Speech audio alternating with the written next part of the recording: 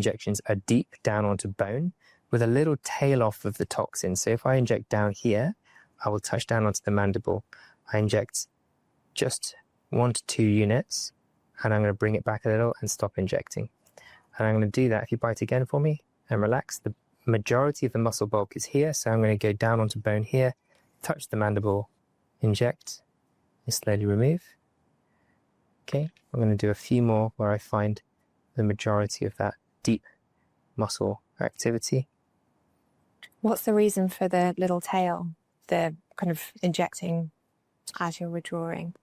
So we want to make sure that we're treating the deep fibers initially, but we also want to make sure we don't miss the more superficial fibers, the fibers above the deep tendon of the masseter muscle. And that's because we can get some strange cosmetic effects if we don't get both layers of the muscle.